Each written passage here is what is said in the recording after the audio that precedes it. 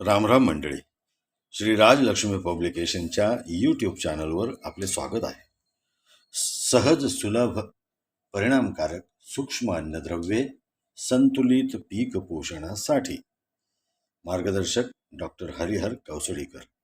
प्रकरण एकूण 9 प्रकरणांपैकी प्रकरण 3 सूक्ष्म अन्नद्रव्यांचे कार्य व उपलब्धता याविषयीची माहिती आपण या प्रकरणात घेऊया. त्या अगोदर एक विनंती, आपण चॅनल सबस्क्राईब केले नसेल तर जरूर करा. कृपया लाईक करा, शेअर करा आणि सर्व शेतकरी बांधवांना यात समाविष्ट करून घ्या. प्रकरण 3 सूक्ष्म अन्नद्रव्यांचे कार्य व उपलब्धता. सूक्ष्म अन्नद्रव्यांचे कार्य. सूक्ष्म अन्नद्रव्ये जरी पिकास कमी प्रमाणात लागत असली तरी त्याचे महत्त्व प्रमुख अन्नद्रव्यांसारखेच आहे. कारण नुसत्या मुख्य पोषण द्रव्यांनी वनस्पती योग्य प्रकारे वाढत नाहीत, तर इतर पोषण द्रव्ये सहाय्यक, पूरक, वाहक, नियामक, उत्प्रेरक वगैरे प्रकारे मदत करतात. म्हणून या सर्वांना मिळून केलेल्या कार्यांमुळे वनस्पतीची योग्य प्रकारे वाढ होते.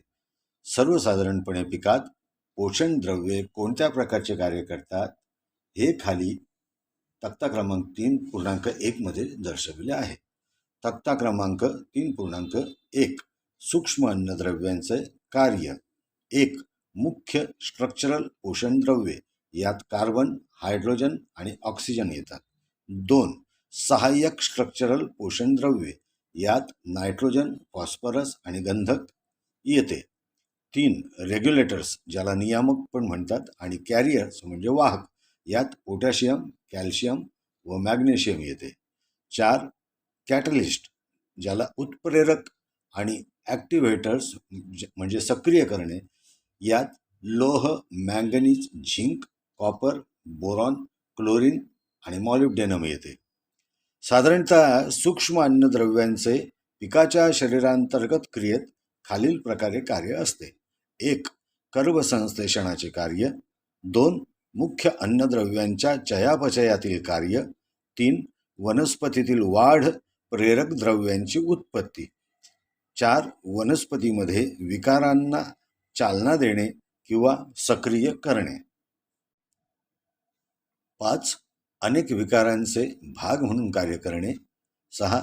मुख्य अन्नद्रव्यांचे वनस्पतीमध्ये शोषणास मदत करणे. 7. पिके, फळझाडे, कीड व रोग यांना बळी पडत नाहीत.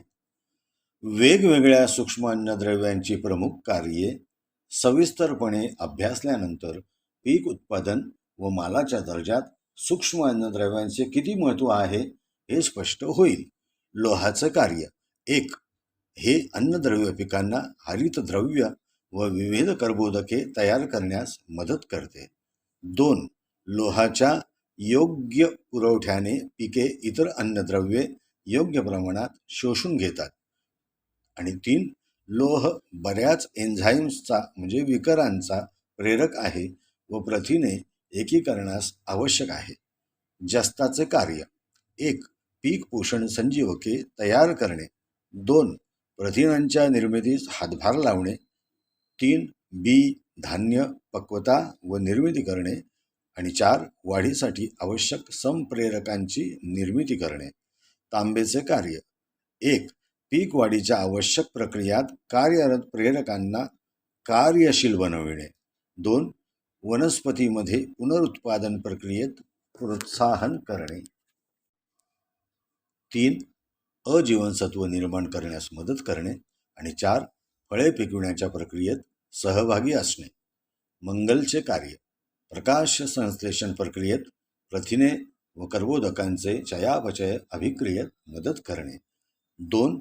कॅरोटीन, रिबोफ्लोविन, ॲस्कॉर्बिक आम्ल या जीवनसत्वांची निर्मिती करणे. 3.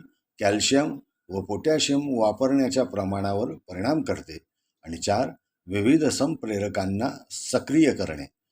बोरॉनचे कार्य. 1. पेशी विभाजन व निर्मिती, पर्यायाने पिकांची तसेच मुळांची वाढ यात मोठा सहभाग. 2.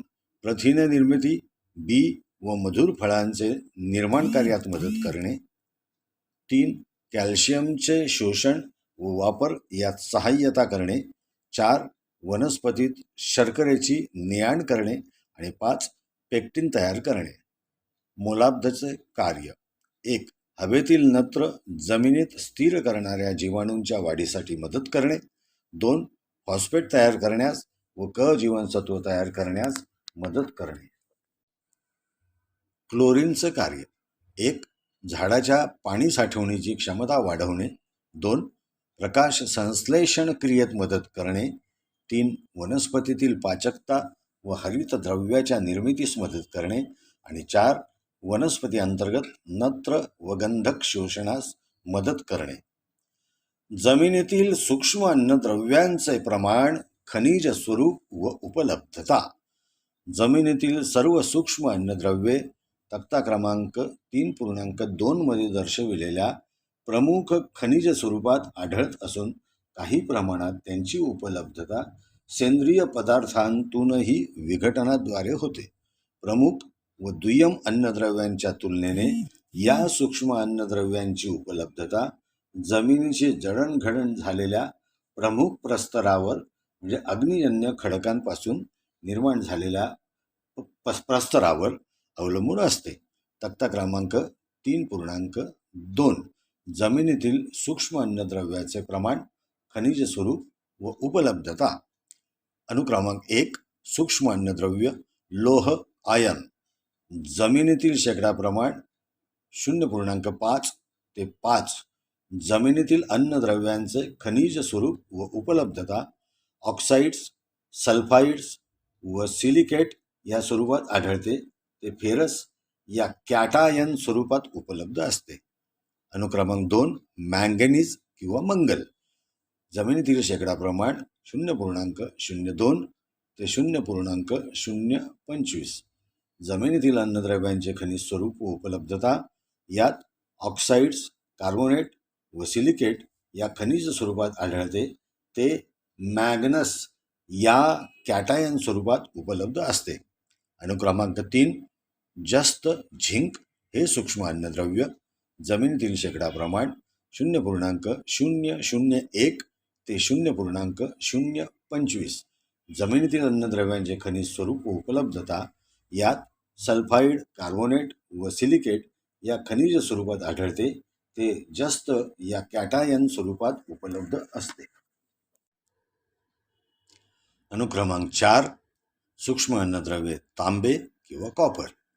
जमिनीतील शेकडा प्रमाण 0.005 ते 0.015. जमिनीतील अन्नद्रव्यांचे खनिज स्वरूप व उपलब्धता यात ऑक्साईड, सल्फर व हायड्रॉक्सीकार्बोनेट या खनिज स्वरूपात आढळते. ते क्युप्रस या कॅटायन स्वरूपात उपलब्ध असते. अनुक्रमांक 5 सूक्ष्म अन्नद्रव्ये बोरॉन. जमिनीतील शेकडा प्रमाण 0.005 ते 0.015. जमिनीतील अन्नद्रव्यांचे खनिज स्वरूप व उपलब्धता यात बोरेट्स व बोरोसिलिकेट या खनिज स्वरूपात आढळते. ते बोरिक आम्ल व बोरॉन ट्रायऑक्साईड या ॲनायन स्वरूपात उपलब्ध असते. अनुक्रमांक 6 मोलाब्ध. जमिनीतील शेकडा प्रमाण 0.002 ते 0.005. यात ऑक्साईड, सल्फाइड व मॉलिब्डेट या खनिज स्वरूपात आढळते. ते मोलिब्डेनम ऑक्साईड या ॲनायन स्वरूपात उपलब्ध असते. कॅटायन स्वरूप म्हणजे काय? तर कॅटायन स्वरूप म्हणजे धनभारित अणू किंवा अन्नद्रव्यांचे धनभारित स्वरूप. मुख्यतः अन्नद्रव्यांचे उपलब्ध रूप 2 स्वरूपात असते: धनभारित अणू किंवा कण आणि ऋणभारित अणू, ज्यांचे शोषण मुळाद्वारे वनस्पतीमध्ये केले जाते. सूक्ष्म अन्नद्रव्यातील लोह, जस्त, कॉपर, मंगल हे कॅटायन आहेत. आता ॲनायन स्वरूप म्हणजे काय? तर ॲनायन म्हणजे ऋणभारित अणू किंवा अन्नद्रव्याचे स्वरूप. सूक्ष्म अन्नद्रव्यांपैकी मोलिब्डेनम ऑक्साईड व क्लोरीन हे ऋणभारित अणूंच्या स्वरूपात पिकांमार्फत शोषण केल्या जातात. शेतकरी बंधूंनो, श्री राजलक्ष्मी पब्लिकेशन या चॅनलला सबस्क्राईब केलेले नसेल तर सबस्क्राईब कृपया करून घ्या. धन्यवाद.